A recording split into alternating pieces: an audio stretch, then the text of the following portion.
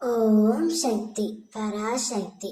என் அன்பு தங்கமே, உன்னுடைய துணையின் இல்லத்தில் வாக்குவாதங்கள் முத்தி போய் விட்டது.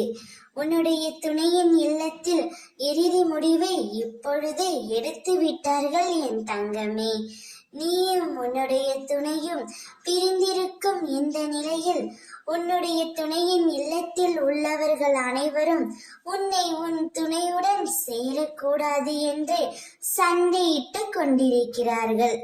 அப்பொழுது உன்னுடைய துணை நான் வாழ்ந்தால் அவளுடன் தான் வாழ்வேன் என்று இறுதி முடிவை அவர் எடுத்து விட்டார்.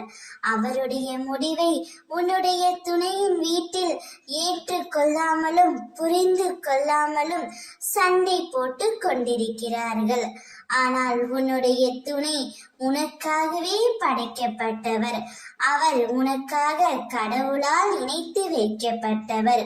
உன்னையும் உன்னுடைய துணையையும் யாராலும் பிரிக்க முடியாது தங்கமே. அவருடைய இறுதி முடிவை அவர் கூறிவிட்டார்.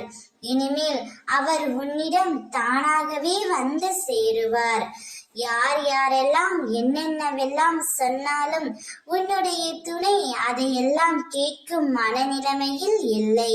உன்னுடன் தான் இறுதி வரை இருக்க வேண்டும் என்ற மனநிலைமையில் மட்டும்தான் அவர் உள்ளார். அவர் உன்னுடன் வரும்பொழுது நீ அவரை ஏற்றுக்கொள். உனக்காக அவருடைய இல்லத்தில் அவர் சண்டை போட்டு உன்னிடம் வருகிறார்.